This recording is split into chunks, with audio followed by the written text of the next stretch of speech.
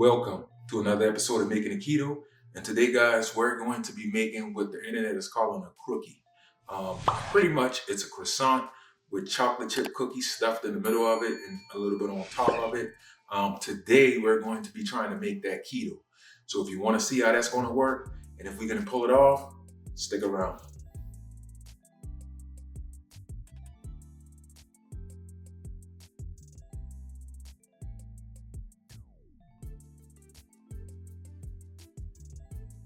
All right, so we're going to start this recipe with making the cookie portion. So guys, what I'm using my low carb keto chocolate chip cookie recipe. I'll have it linked in the description below where you can check it out and get the full recipe details from that.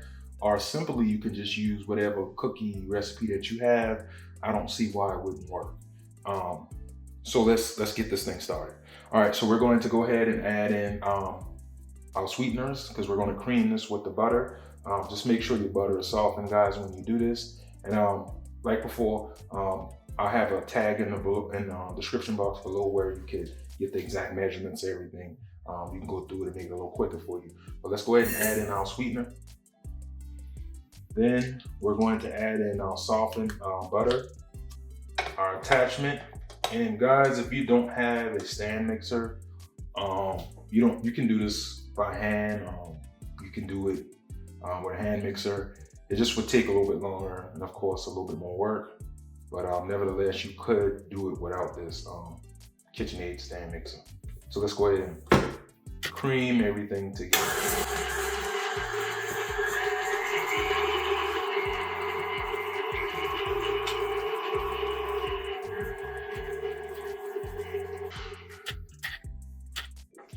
All right, and now that we have everything kind of creamed together and everything's sticking to the side, and that's okay.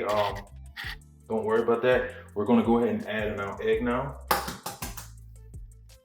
So go ahead and add in your egg, your one large egg. And then we're gonna continue to mix this.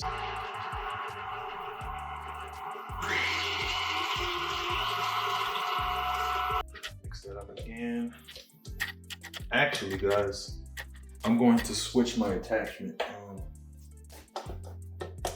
I don't like this where this is mixing, so I'm going to switch to my whisk attachment.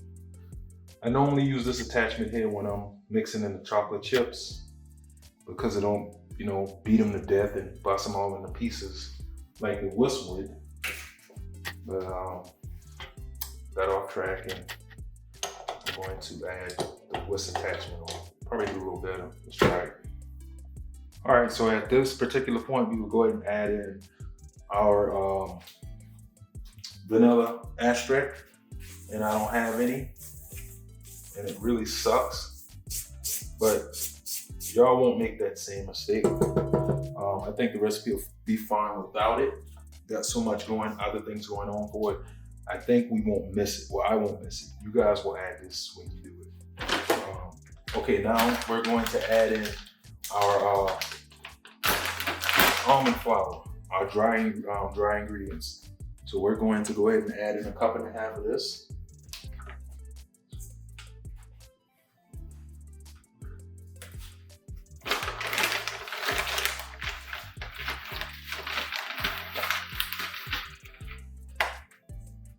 That.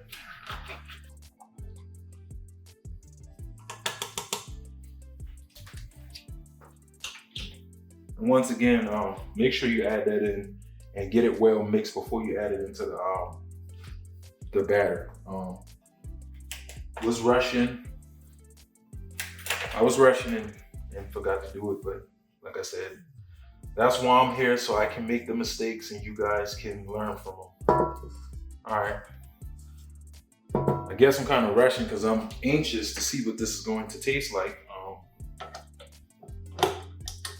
So let's go ahead and mix this.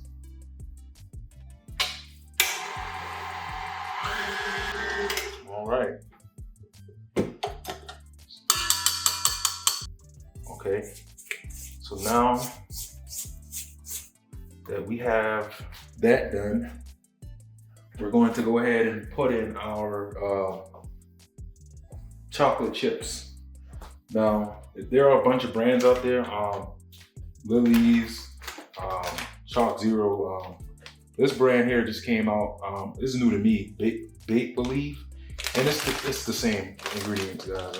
It's just as good as your Lily's or any other brand out there that's low carb. But I got this from Walmart for like $3. So it's a lot cheaper than the Lily's. So if you guys want a cheaper option, Bake Believe is where it's at. And we're gonna go ahead and add this in. So the recipe has a certain amount of chocolate chips to add to your cookies, but as you guys know, you can add as much or as little as you want. That's just a baseline. I normally change it up depending on what I feel like on that particular day. And so I normally do like a rough handful, big handful like that, and then I'll put it in, and then I'll see what that looks like. And if it's pretty uniform throughout the cookie, I'll leave it there, or if it's not, I'll add more, just depending on how I'm feeling that day. But we do want to mix this in with a spatula, because what we don't want to do is destroy the chocolate chips. We want to keep them in, their whole pieces. We don't want it all blitzed throughout where it secretes chocolate all throughout the cookie. You don't want that. So we're going to use a spatula to achieve that. All right, guys. So what we're going to do now, let's go ahead and stuff these croissants with the cookie dough. So like I said, guys, if you can look, the texture, they're very soft. They're flaky. They're buttery, and they taste great. Like I said, they're just so expensive, and I can see why, but in the same token, I think it could be a little bit cheaper than what they are. I think I paid like $32 or $39 for 6 of these. So they're pretty expensive. But nevertheless, let's go ahead and cut it open. Let's cut one open and see what it looks like, so I can show you guys.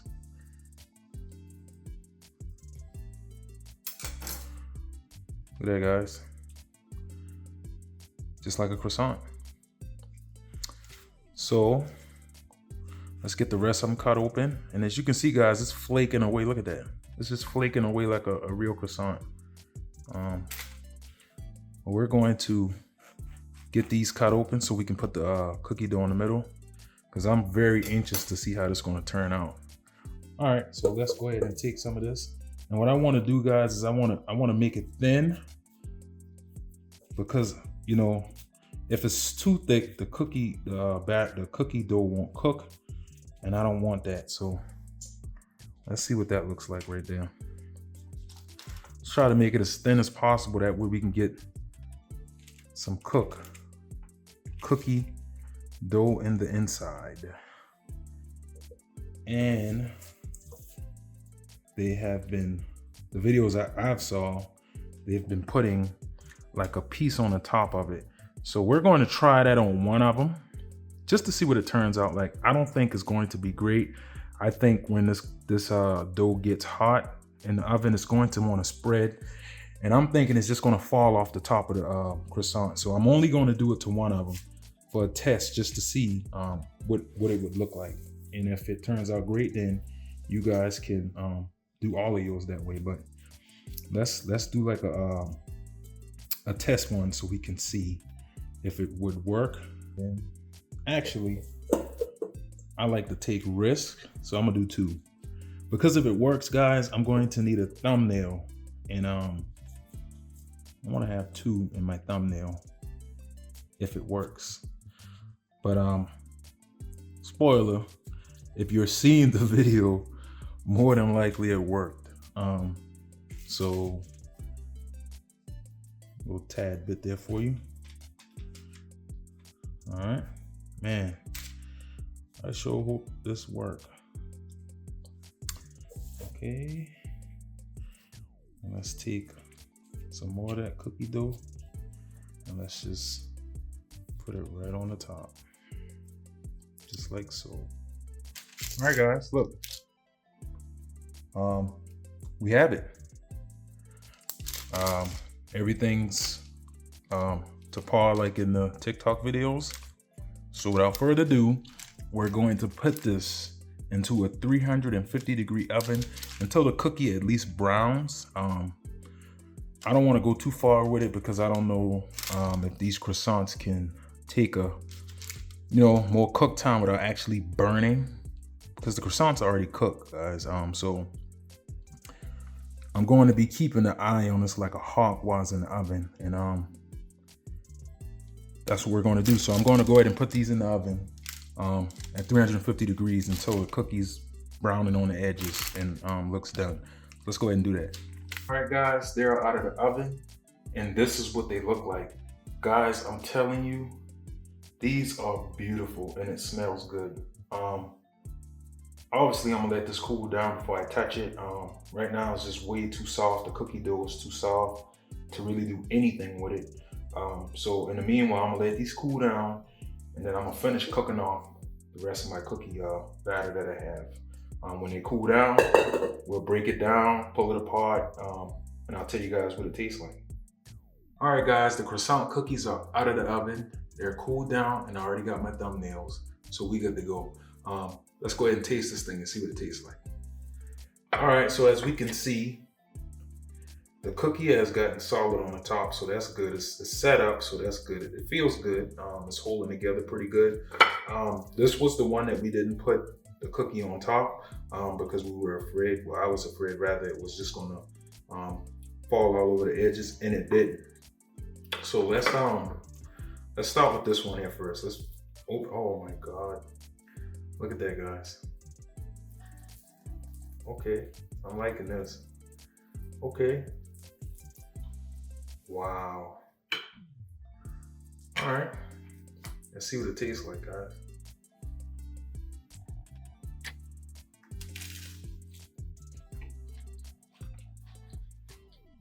Wow.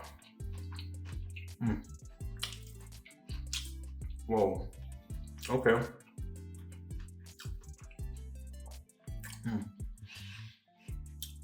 It's everything that you would think it would taste like.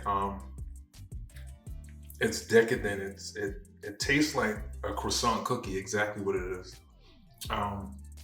Guys, this is amazing. It actually tastes really good. It's crunchy, it's buttery, it's chocolatey. Wow.